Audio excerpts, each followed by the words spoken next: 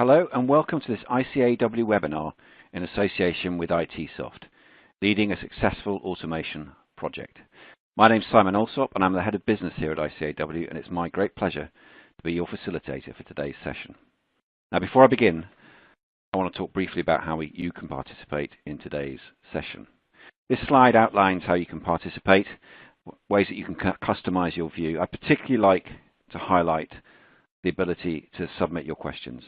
You can do this at any time during the webinar by typing a question into the question box and then pressing send. And you access the question box through the Q&A widget you can see on the bottom of the screen there.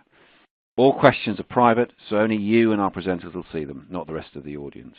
And we've allowed plenty of time at the end of the webinar for Q&A. In the unlikely event you experience technical difficulties, you can also use the question facility to let us know. We've got a member of the production team here with us, and they'll do their best to help. This webinar is being recorded, and it'll be available to you to listen again. We'll send a link to the recording along with all of the slides the next day or so. It now gives me great pleasure to introduce today's presenters. James Stackhouse is a qualified and experienced finance professional with a background in the pharmaceutical, construction and vehicle sectors, and has been involved with several different ERPs in his career. During the 5 years he spent with Autoglass, James has provided financial support to key operations, led the resolution of emerging issues in the business, and determined the appropriate course of action. Alongside the finance director, he's been instrumental in developing business strategy, including the merger of two major finance functions, the sale of an entity, and most recently leading the transformation of his finance function through three key elements: people, process, and systems. In his spare time, James likes to keep fit through cycling, to spend time with his family, and to explore the United States whenever an opportunity arises. Paul Armstrong is Business Development Manager at ITESOFT. Working directly with multiple clients, Paul firstly specialized in document-related software projects for the financial, construction, and utilities marketplaces. He now plays an integral part in the sales and key account management for ITESOFT, whose expertise lies in the digital transformation of the entire chain of enterprise business processes. Specifically, Paul's been working with Autoglass to ensure their software solution meets and exceeds their business criteria.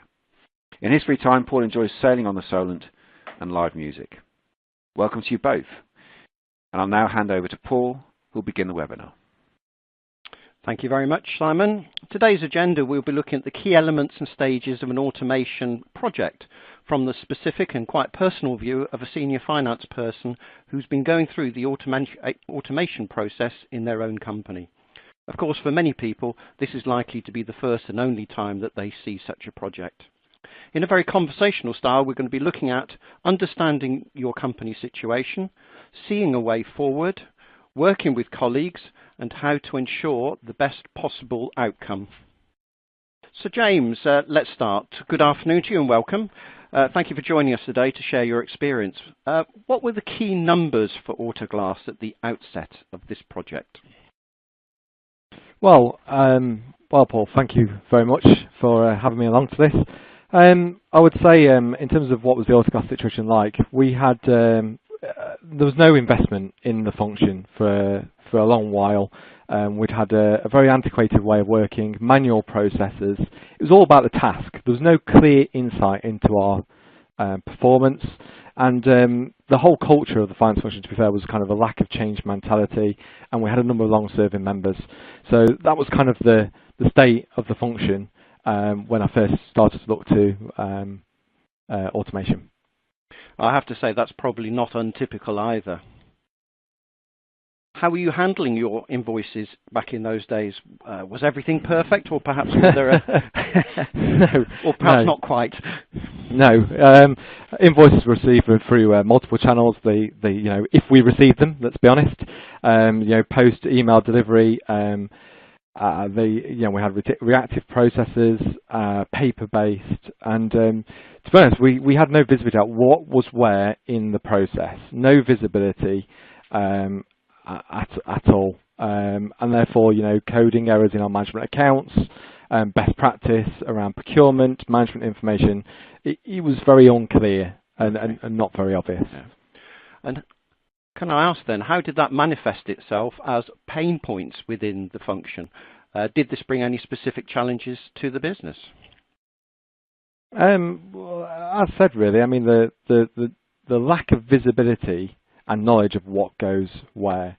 I mean, the no workflows and the sheer volume of just manual processing meant that the function had no time to validate and no time to follow up on queries and resolution, which impacts on our supply chain and our operating performance to be able to keep suppliers off stop and be able to keep our business running, really. And also to think about kind of best supplier practice. If you imagine a function which is just reactive in terms of processing invoices, we had invoices coming from new suppliers that we weren't even aware of. Yeah. And that was kind of a key challenge in terms of, you know, unengaged function and unsupported business. Of course, yeah. And this is a story that I hear in many of the different prospects that we talk to from our company point of view. As you were moving forward, why did you make the decision to automate? Was there any specific reason that you chose to automate it, or was it a combination of factors? I mean, you know, you look at it coldly. You could say you're going to look at it from an efficiency perspective of you know, time saved. But when you step back and I looked at it, it really was to support my vision of having a more engaged workforce that wasn't entrenched in the doing. They could add value and really kind of understand their way of working and their purpose for what they're doing and why. I would also say our risks mitigation around duplicate payments and duplicate errors certainly was a top of my agenda. But ultimately, yeah, it was to support the people and to support the business's vision. You didn't mention the word fraud, but somewhere in the background, I'm guessing that you would want to also have been looking at the risks associated potentially with detecting and preventing fraud. Of course. Okay, so chance for our audience to actually contribute now. Time for our first poll question, which gives you the ability to express yourselves. The poll is going to be open for about 30 seconds, so kindly choose an appropriate answer from the list in front of you. Are your AP processes largely automated, or are they still largely manual, and where are you in your journey? As we close the poll, we'll be able to feed back to you some trend figures. So answer number 1 is, yes, we have been automated for more than 2 years. Number 2, we've been automated for less than 12 months. We are just starting to implement a solution, or we did look at it but failed to justify the investment. And no, we have never looked, so we have yet to look at the opportunity. Okay, we can see already some of the answers coming in here. Thank you, sir. A little gentle reminder, if you can press your buttons at your end, and we're ready to go and have a look at your responses. So, interestingly, almost 50% of the audience are indicating that they're just about to start implementing a solution. James, that's entire justification for why you're here today. Good news. And it's interesting that only 8% of our audience today have been automated for longer than 2 years, and an even smaller percentage in the last 12 months. So it's quite clear that there is actually a bit of a movement in the marketplace towards automating the AP function within different finance departments. Okay. In this slide, we're looking at CFO priorities in 2018. This is the results of a PwC study in partnership with the DFCG, which was released at the end of 2017 and concerns the priority of 420 CFOs across all sectors of industry and services. In the first position at 73%, performance management reflects the increased need for the finance department to add ever more added value to the business lines that are out there. And this can only be achieved by obtaining and matching data to provide deeper and speedier management insights. Secondly, at 52%, it's noticeable that business directors are increasingly expecting their CFOs to play a support and advisory role in shaping development strategy rather than just taking investment decisions. And thirdly, in third place, the optimization of processes, which I guess is where we are today, is that simplification and standardization are the two desired outcomes that are most common. In this context, the emergence of new technologies such as robotic learning will create possibilities to perform low-value tasks more efficiently. Most CFOs are planning to automate some or all of their financial processes over the coming years. Let's have a look at ERP systems, James. So can you share with us the ERP system that you're currently using? Were there any other associated systems to your ERP that you needed to take account of? Yeah, so Autoglass uses Oracle R12 before we kicked off this project. Certainly, since the start of this project, we looked into a procurement system which has involved us in implementing our iProc solution that we've now had embedded for over 12 months in anticipation of this automation. But fundamentally, the only ERP system that we had in place was Oracle R12, and that was the standard functionality of what Oracle gave us. And the introduction of iProc, has that also had implications for the disciplines within your procurement area, which reflect in better quality data? Oh, completely. It's given us the visibility around of who spends what where. I mean, it was fundamental to make sure we've kind of got that upfront control and process before we go to automation.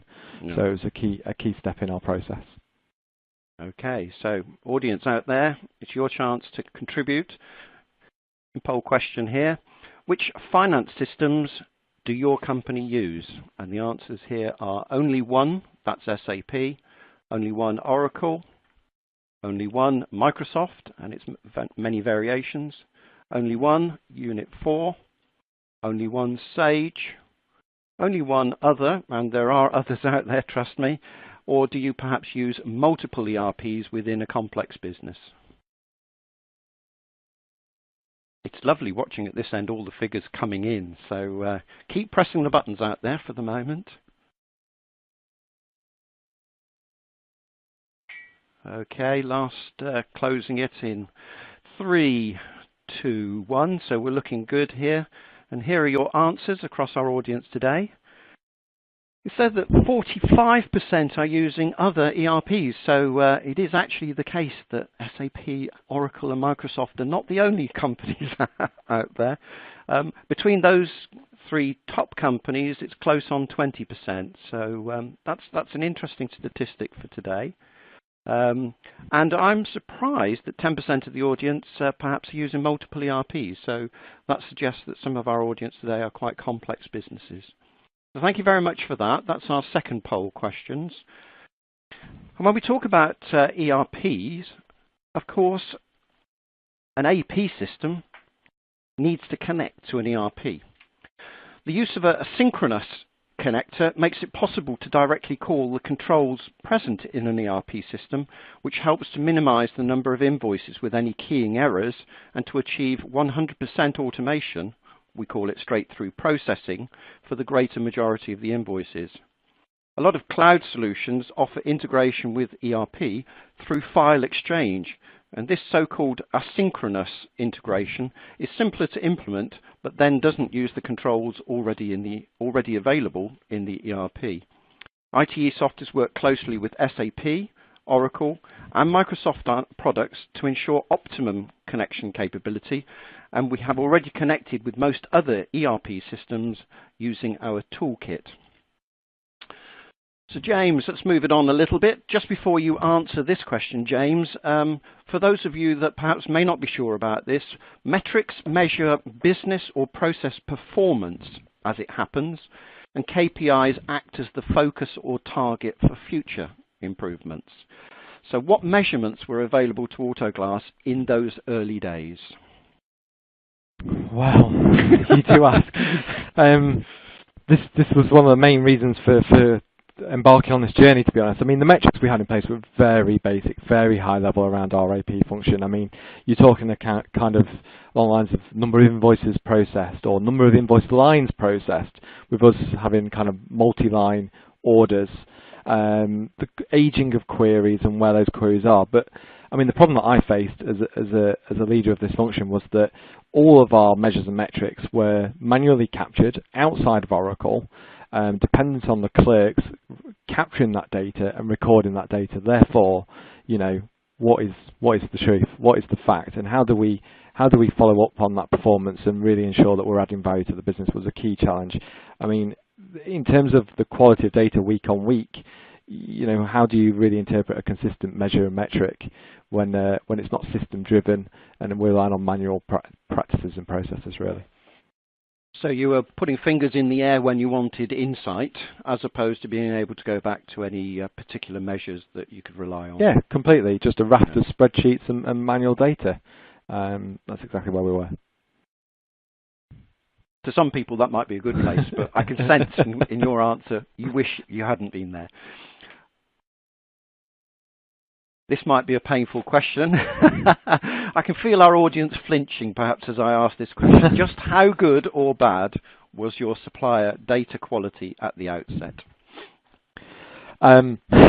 Yeah, our supplier data probably was not in a great state. I think at the time I would have said to you, I think our supplier master data is in a good condition and it's all contained within Oracle and we've got good process. But as you embark on the project and you look back, you realise that, you know, we didn't have processes of reviewing the supplier setup, the core, the kind of bank details, the supplier address, the contact email addresses that we'd receive on invoices. Were we kind of spending the time to focus on making sure our supplier data was accurate?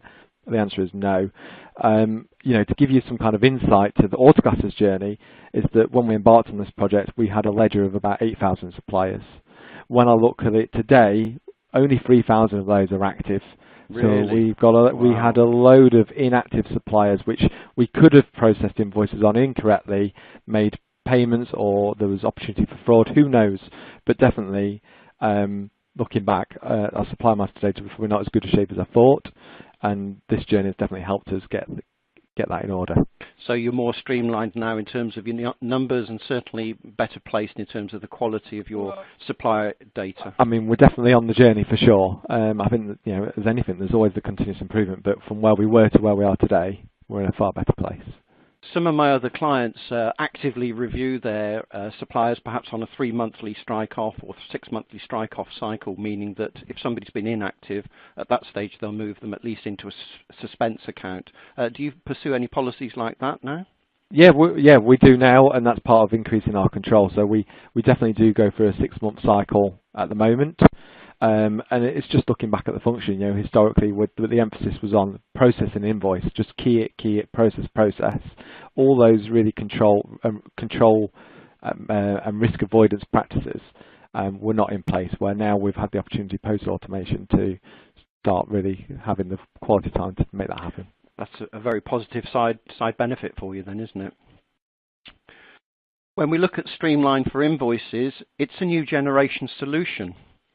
It addresses the key limitations of existing solutions, and it provides a second mutualized supplier database provided by ITESOFT in the cloud. Now, this is based on all the invoices that we see going through the system for all of our clients. So we think of it as a giant cooperative of supplier information that helps to maintain recognition rates from day one, to obtain recognition rates from day one and to maintain them. It helps to provide the best performance maintained over time, and Streamline is actually configured easily, which makes for quicker implementation and an easier client experience in that implementation phase. In the background, robotic learning processes constantly enhance and improve the quality of data, so there is less need for customers to have their own technical skills, where also intuitive reporting tools provide simple or complex insights into the operational metrics that we've been talking about, James, and also for historical reporting purposes. At the outset, did you know why and how the processes worked the way that they did? I've alluded to this in some of the questions there. I mean, we certainly were in an immature state around our processes. So were we aware of what all the processes were? Probably not. Were we aware of all the complexities around some of the processes? No, because we didn't really have the detailed mapping in place before we embarked on this project. Now, a key milestone was definitely going through a process mapping process I would say, you know, it wasn't just for the AP, but I've embarked on a journey through the whole finance function of getting the whole end-to-end journey through finance mapped over the last 12 to 18 months, which has taken some time, but it has opened into, as we'll come on to later, some of the kind of some of the findings and outcomes and kind of different. What would I do differently? Because certainly having your processes clear, precise, is a real benefit in terms of automation. And people sitting within their processes, they feel, should we say, well, as if they're in a better place themselves. Oh, definitely. I mean, if you look at it now, any organisation that's got their processes mapped, not just from a system perspective, but from training and continuous improvement of your people, processes is a key, and have always been at the heart of what I've been involved in. So the journey of Autoglass has been to get the processes mapped. I think it is key, definitely, when looking at automation. Otherwise, you're going to miss something and make mistakes, and you don't really know what you're trying to achieve. Yeah. Well, this is fascinating because as we talk to different customers, so in fact we find different drivers which in turn turn into benefits for automation. The one that you've mentioned there, processes and workflows, we'll talk about in just a moment. But these are some of the benefits that a client might expect to see as a result of invoice automation. So on that basis, if we look at reduction of errors, James, you've already mentioned about reduction in errors in terms of manual keying of data, creating accidental errors, but also you've mentioned avoiding duplicate payment. Straight through processing, reduce your processing costs significantly. Typically, they'll save clients something in the order of 50 to 60% of their manual processing costs, tripling the average daily throughput of invoices per APT member, as well as reducing the distraction to the business. Those people out there that are approving and requisitioning in the business where an invoice comes in that may not be technically 100% correct, and it goes out to the business for their attention. Better visibility of the processes help you take control of your payment deadlines. Imagine the situation where you're actually processing all your invoices within the first day, 2 or 3 days. That gives you plenty of time at which to know treasury involvement in terms of payment deadlines. And taking control of your payment deadlines is a really big advantage to many companies. Workflows. You were talking about processes. I think within the system like this, workflows effectively take over that role. They're automatically and they efficiently map the business processes with, first of all, notifications to users of tasks, reminders if the task is not completed, even escalations to managers, and then delegation capabilities, perhaps in the event of illness or holiday. And what these essentially do is route the discrepancy invoices out to a matrix of users and departments for coding or for approvals or for other particular reasons. When all of this is exposed, you get management insights on the process. You can look at bottlenecks, you can look at resource allocation, you can make changes within the processes that you've already mapped and outlined. And finally, they help to mitigate the risk of fraud because close controls in both the ERP and in our product help to detect duplicate invoices and highlight invoices that are our concern. Perhaps it's the attempt by somebody to phish or scam an invoice into you using perhaps information from previous invoices. And our system can help to identify that and flag it for attention.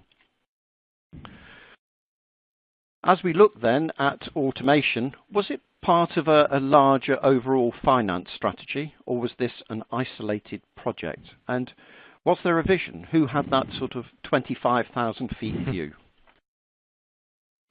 Good question. I mean, yes, it was part of an overall vision, and in terms of that overall view, I mean, my whole way of working is trying to make my people's way of working easier and to support the business in terms of support the business vision and strategy. I've looked at the whole function, and as I said earlier on, it was quite antiquated and working. That wasn't just AP, that was the whole finance function. So we went through a process of surveying our external or our customers, which actually in this case were kind of internal users around the business, around in our facility teams, our IT teams, our operation teams, get some feedback on the wider finance function around our cash management, management accounts, accounts payable, etc. And what came out of that was that the way that our AP function was run and the pain that that caused in our business was very time consuming, and it was very disengaging, and the reputation of the AP team was not great. And it was not because we hadn't got good people, but it was the way of working in that team. So we quickly identified that for a quick win for a finance function was to look at the automation of AP. And we've been through a journey really of first kind of automating our expenses process, which makes it easy for the users, build that engagement. Then we kind of moved on to our IPROC and more risk and control and best practice around our procurement practice and embedding that change, which was a challenge, and putting that kind of purchase order in practice into a business that's not really adopted it before. And then we moved on to onto this stage, which is around the automation. So now it really is about how do we really slicken up the process of our invoices and really get that proper management information to add value to the business. So this is almost perhaps the third part of your careful journey. That vision, you say, was yours. Thank you very much. Thank you.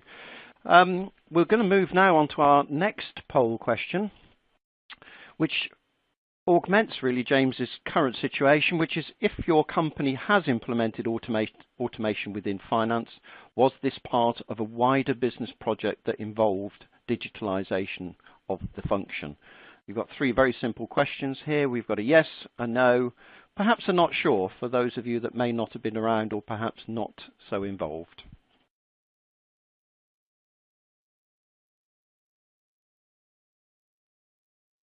And as you're thinking through the answer to this one, we're beginning to see a picture which is interesting.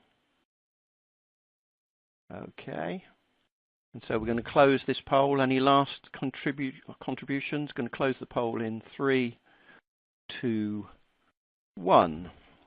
Okay. I don't know. I hope it's as fascinating for the audience to see this as it is for us, I reckon. We can see that it's pretty evenly spread between the yeses and the nos here as to whether it was part of a wider business function. I'm perhaps surprised that the yeses don't outweigh the nos. But it's by the same token, it's a thank you very much. It's an accurate reflection of our audience today, and thank you for that. I will just remind you that if you would like to ask any questions as we're going along, James is rattling through his information very quickly here, which gives us plenty of time at the end to handle any questions that you might want to ask us. It's towards the bottom there. You've got your Q&A tab. We'll just take a couple of seconds every now and again to let you think about a question, and please make sure you pump those into us so that we have them ready at the end. One of the things James has been talking about is interdepartmental coordination. And I'm always fascinated by this particular graphic. It always surprises me that little more than 25% of the companies surveyed by PPN, Purchase to Pay Network, were able to say that AP worked in a coherent, coordinated, interdepartmental style. If I show you the graphic there, it's almost 3/4 will say that technically there may be a connection, but we report to different managers. We're working towards it, or no, we don't work together and we have no plans to work together. So on that basis, I think it's quite a surprising thing when quite clearly the synergy, the dynamics that can happen as you start to put together areas such as procurement, accounts payable, treasury, and the finance function in general. It gets more subtle now, James. Did you involve the wider business? How much did your project process take perhaps a consultative, inclusive approach to other departments, or did you decide that it might be better to actually impose the solution, perhaps for reasons of necessity or speed? This may say something about your style as well. I'm glad you've put me on the spot here, Paul. I've got to be honest. This is an interesting question. So, I embarked on this journey at the end of 2015 was the first time I kind of started to look at automation. Yeah. And the thought process was my AP clerks, They are working in a manual way. I want to make this better, long and short of it. So let's see what's out there. And we came across many suppliers, and ITESOFT being one of them, and soon realised that we needed to embed our purchase order process before we moved on to our automation, which meant a 12-month project through 2016 to put that in place. So I kind of drifted towards automation, then kind of did the collaboration piece, engaged with IT, engaged with the operations of the business, and then we said, no, you know what, we're not ready for this, so we need to focus 12 months on getting our ship in order. Then we came back to it at the end of that year, once we'd rolled out IPROC and our purchase practices, and effectively, if I'm being honest, I probably collaborated less and probably didn't engage with the wider business second time round. It was on my transformation agenda. It was on my automation project where we'd rolled out the IPROC. We now wanted to do automation, so I knew what we wanted to do, and the opportunity arose back end of 2016 to make it happen. So I would say that I engaged with the legal team and we went through the proper procurement program, but did I engage with IT and revisit and give them an update where I'm at? Probably not as much as I could have done. There was a change of personnel in IT, so that continuity had been lost. So there is some reflections on there, because I think what I'm saying is that I could have done it better. We could have engaged better. We went and signed the contract, did the deal, and then I took it to the business and said, how are we going to implement this now? So I kind of got us over the line, because I knew it was something that was important. It was right for our business. It fit our processes, and it works well with Oracle. Therefore, I made it happen, basically. And then subsequently, for the last kind of 12 months, I've been trying to do that retrospective collaboration. Yeah, but I understand from the people I know around your business that actually that is happening, and that's obviously very, very helpful and important. Yeah, and I think, to be honest, Autoglass does work in an agile way, and it was just, we just needed to continue the continuous improvement, and we made the commitment to our people in 12 months prior, and it was important to make sure that we followed through and delivered on it. Yeah, yeah, and yet any project always has potentially unforeseen delays and issues, so we'll come on to perhaps talk about that a little bit. Were you looking for any specific product functionality once you'd had a look at the marketplace? Did you recognise perhaps product capabilities that you thought really would have been very, very helpful? Yes, I mean, we had got a list of requirements that we drafted up based on our way of working today. Certainly looking at new products opened the mind a little in terms of what the art of the possible was.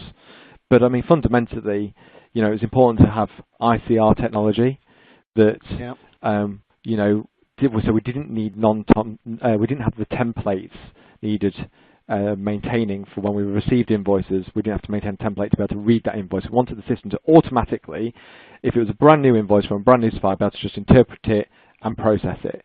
That was fundamental, because otherwise I'm going to lose some of the benefit I want and lose some of that time that I want to save to really focus on what makes a difference.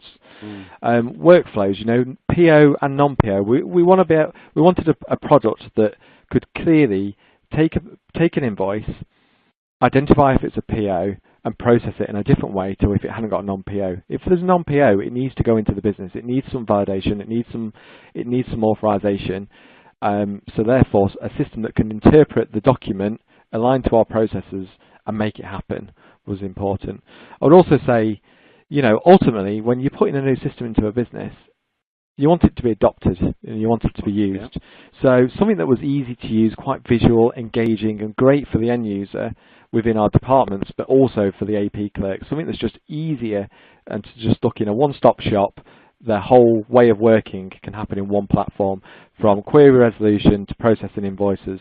And that ultimately was kind of our key high-level functionality. I suppose also, just to cover off, going back to some earlier conversations around duplicate payments, our supplier master file maintenance, and our risks around fraud, that was kind of core anyway. it wasn't the fun stuff of what I've just talked about. No, I can understand that. Was it important to you at the time that you looked at certified Oracle partners, or were you happy to look at people that perhaps didn't have direct connections with Oracle? I mean, it was a blank canvas, to be honest. It wasn't a prerequisite to look for a certified Oracle partner. I think the key thing for myself was to make it future-proof, so that, you know, at some point down the line, I'm pretty confident that we will change our ERP. So I wanted to make sure that I found a solution that would still be in place in 2, 4, 5, 6 years' time, whether we're on Oracle, whether we're on SAP, or whether we're on something completely different. I wanted to make sure it could be a product that we can pick up and continue to use. Well, that's interesting again, because I'm talking to a couple of companies at the moment that are quite happily ensconced with one particular ERP, but where for strategic reasons they are specifically looking to migrate from one to the other. In fact, I've got 3 customers at the moment that are exactly in that phase, and they're reassured by the fact that the number of direct certified products or connectors that we had will enable them to have that flexibility without changing the core functionality or capability of the system that's underpinning their AP. Thank you. You brought that nicely to a head on that one. Time to have a brief look at the AP process if you're looking at it in terms of a product. Streamline has capture as a service at the front end. This is very much focused around emails, automatic email attachment being picked up, and the extraction of data, validating it against supplier and PO data. The same is true for scanning paper invoices. In our system, there's no need for barcodes or separator pages. It's the case that, as James mentions, intelligent character recognition means that we can pick up every single bit of item on a slide, on a page, and then validate and extract from that information. Where there's a match, there's no touch. A match takes it straight through the processing, no human intervention at all, and straight out to export, ready to export to, in your case, Oracle, James, but any of the other ERP systems. Workflows will handle codings in terms of posting and coding, as well as automating approvals, and your workflow validations can all be handled by workflows. We do that according to customer business rules, so we work closely with the customer at the outset to understand the nature of those rules, and then essentially configure those into the product for our customers. Our supplier portal saves significant accounts payable team time by enabling suppliers to self-service their own information needs at a time of the day that they wish to. It also enables them to upload new invoices directly into the system safely, and by being able to interrogate payments against invoices, they can also effectively reconcile their payments against invoices provided. For very small suppliers, it's also possible to actually generate a new invoice into the system, and of course you've got a 100% acceptance of that when it goes through. When we look at functional needs of a system, we want the ability to handle all invoice formats. So in the first instance, we're looking at paper, we're looking at PDFs as email attachments, electronic structured format information such as EDI, but we need to have entry checks and reconciliation checks and routing of invoices that enable us perhaps to undertake three-way matching. We need to provide visibility, and without that visibility on the progress, invoices can go into corners and get overlooked. So the workflows provide you with reminders and constant care as to exactly how those workflows are processing. We want to eliminate errors wherever possible, look for continuous process improvements, which is exactly where you've come from, James, in your journey, and at the same time also comply with any business and regulatory compliance requirements. I've highlighted DTR here, duty to report, relatively recent legislation, but there are other auditing and compliance requirements. So let's ask the audience at this stage.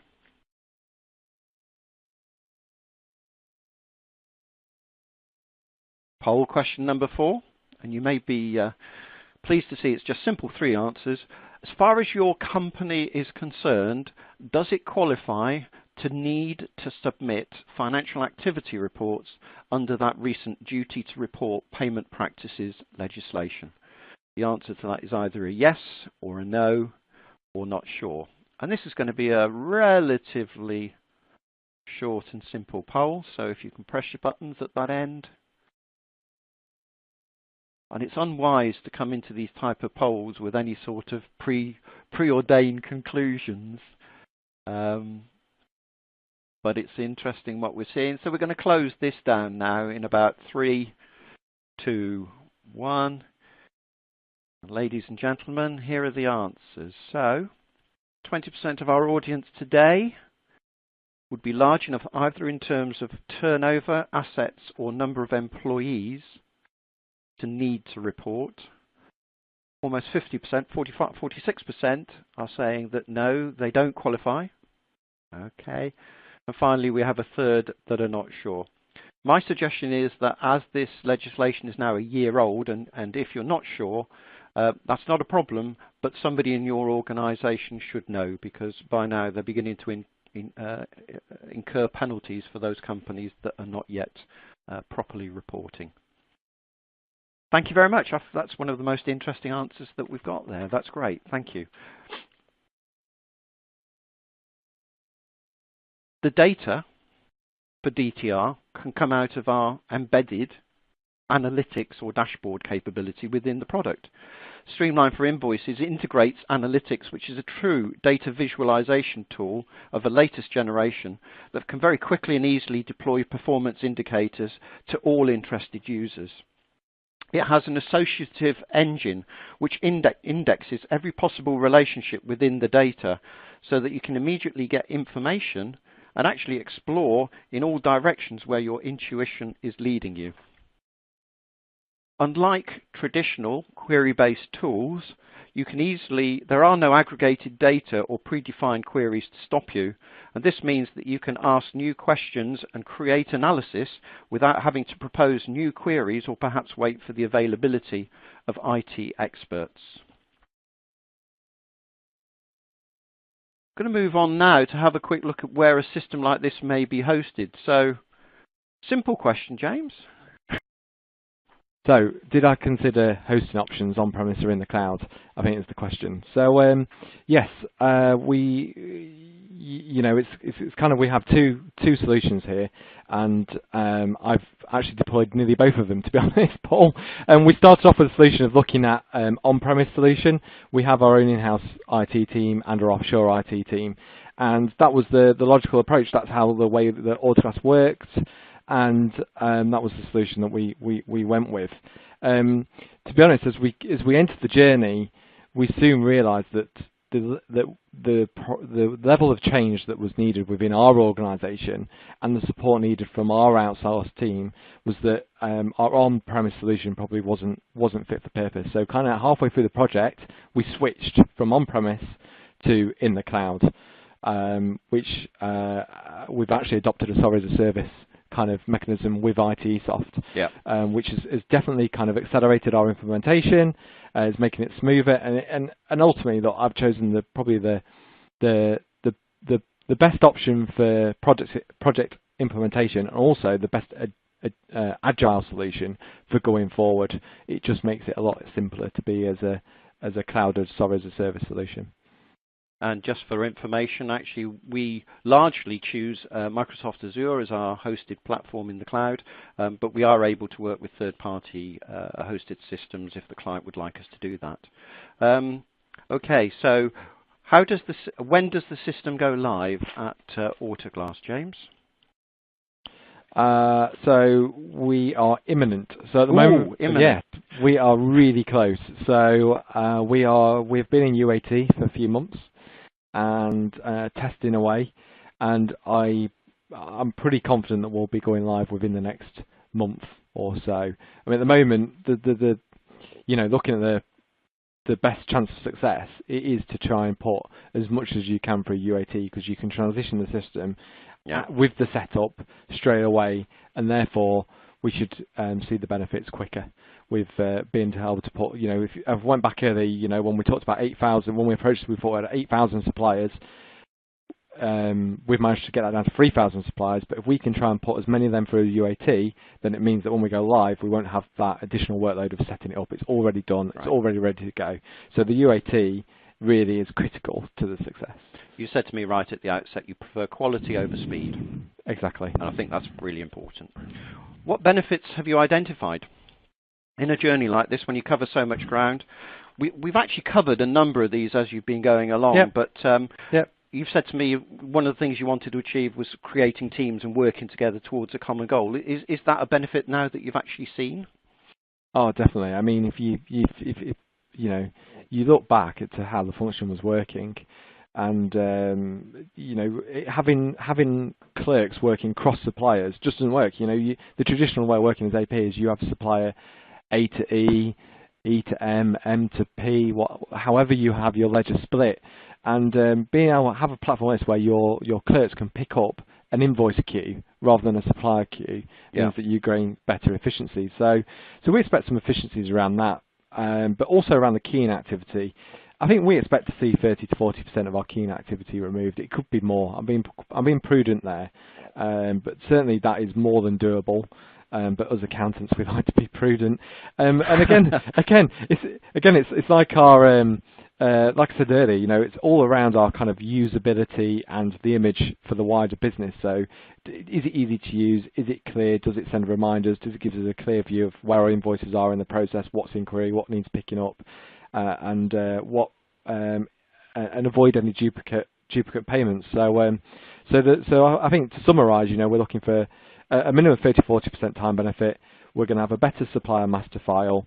We're going to have increased fraud avoidance.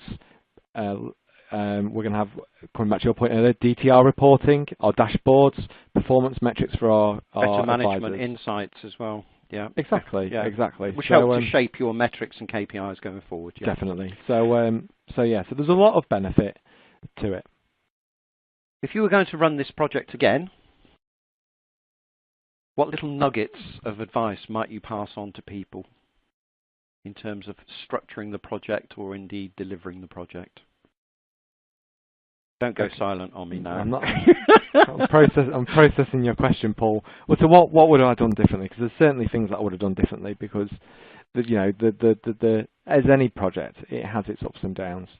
I would say there's 2 or 3 things that definitely we would have approached differently. I think number one is I spoke about is the collaboration up front, kind of working with our external IT providers. Is key.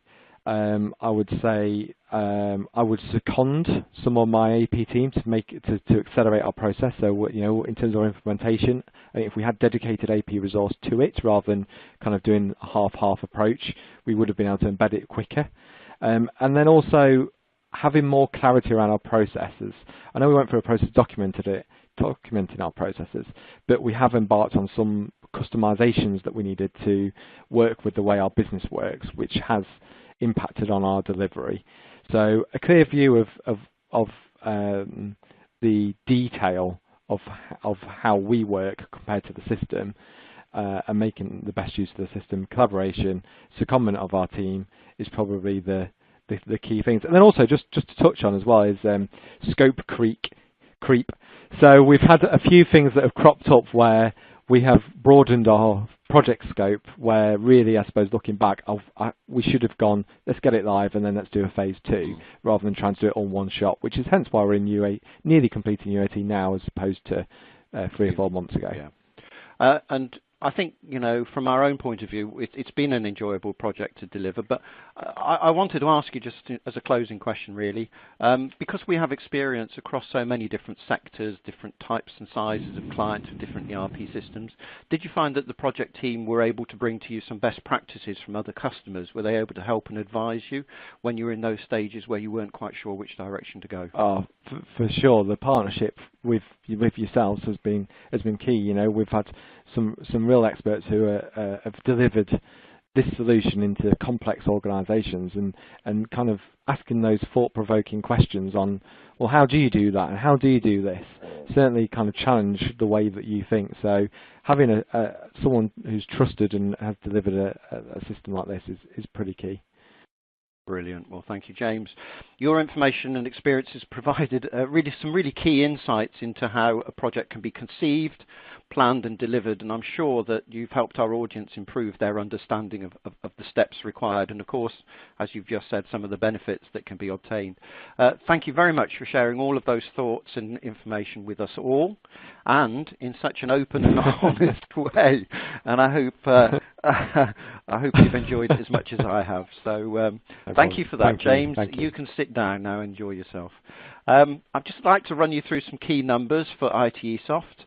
ITESOFT was founded 33 years ago. In 2016, we recorded a turnover of almost 26 million in 2017, with a growth of more than 10%, and we are profitable.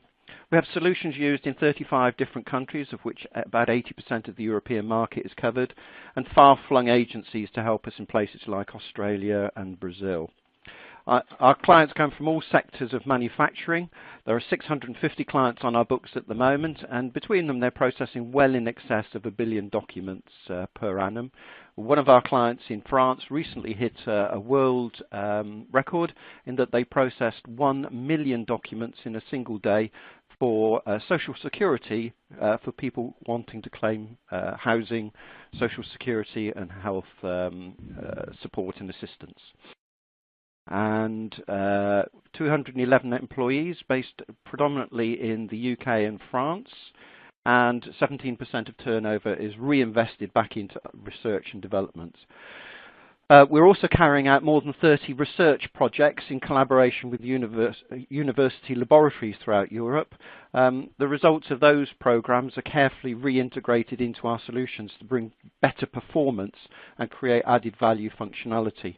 As a sample of our customers, these are a few of our English customers here. You've got Autoglass proudly on there, but also look at Capgemini, Canal River Trust, Hitachi, Jaguar Land Rover, Network Rail, many different NHS establishments, McCarthy and Stone, household names, McDonald, PepsiCo, and Porter Cabin and Princess Queen's University. They're a small indication of our UK clients.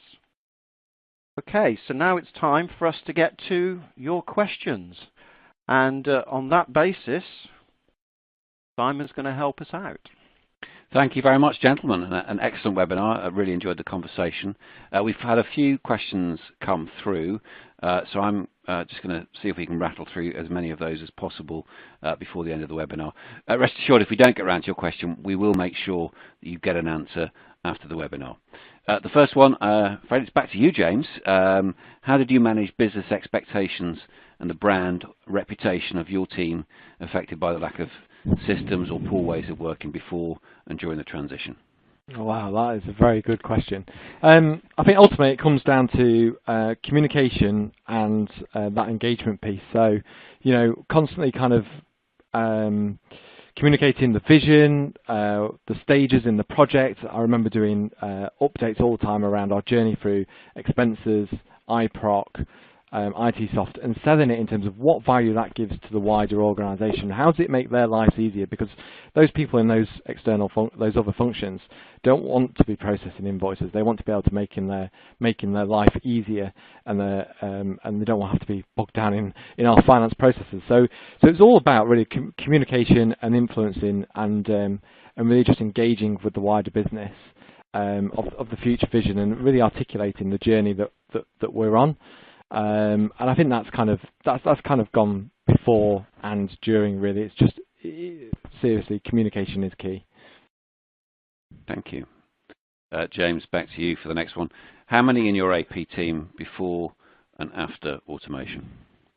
Okay, so the Autoglass AP team consists of about 8 AP clerks, and their main focus is keying and processing invoices. I expect that we will see probably a 50% reduction in that team, to be honest, from what we've seen so far. Now that's, you know, it's not saying that we're going to lose 50% heads, but what I'm saying is that we've got 50% of people there that can really add more value.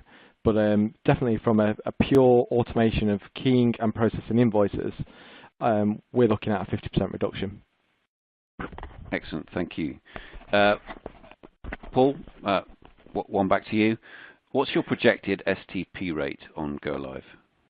Okay, well, this is interesting. STP, straight-through processing rate, depends on, in my mind, 3 key elements. One is the quality of your supplier master data. James, you spent a lot of time in getting that right.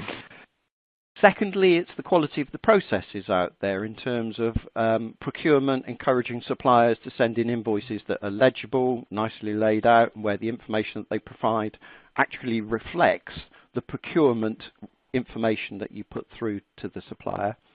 And thirdly, it depends then on the system in terms of its ability to read everything, interpret it, extract and validate it. Now, as from month 1, with your system, I'm going to suggest that we have something in the order of a 50 to 60% straight-through processing rate. That means no human touch. Mm-hmm. But your business is quite specialized. It has a lot of multi-line invoices, which are quite complex to interpret. And I would suggest that by the time we've sat with you through that first month to help you optimize your key suppliers, that rate will continue to climb. It's important to maintain that rate, and you do that by good quality supplier information. And by actually, one of the capabilities we have within the analytics tool is to highlight those suppliers that provide the most troublesome invoices to you. And by doing that, we can focus that information back through your procurement team to say to a supplier, guys, I'm really sorry, but a lot of your invoices are getting stuck in our automatic system because they need greater legibility, or can you make this little tweak? Can you show the purchase order number against each line, that type of thing. It does mean that it engages with other departments in your business, but as that's part of your sort of approach to the whole aspect of finance efficiency, that's a healthy thing to look at. So the simple answer is, yes, it's the case that we expect to see significant amounts of invoices that are going straight through without processing.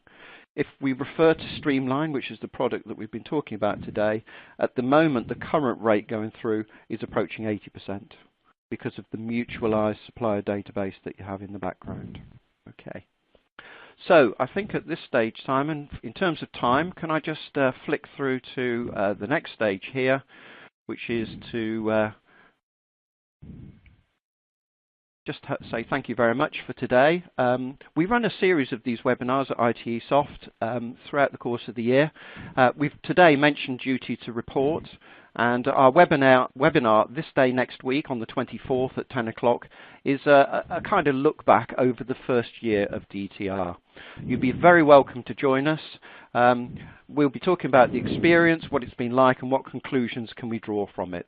So please, if you'd like to register and join us, you have an email address there at uk.marketing@itesoft.com. Thank you, Paul, and thank you, James. That concludes our webinar today. Very grateful to both of our speakers and to all of you, our listeners, for your time and for your questions. Apologies if we didn't get around to your question, but we will go through any that were unanswered, and we will contact you later in writing to give you an answer to your question. Hope you found this session useful. Just on this slide, you can see a couple of events that we, ICAEW, have scheduled later on this year, both covering essential CPD as well as providing more insight into how technology and other solutions can help you, your team, and your organisation. Just finally, there's be a short survey should pop up for you on completion of the webinar. Please do complete that. Feedback's very important to us and helps us to shape future events. Thank you very much, and goodbye.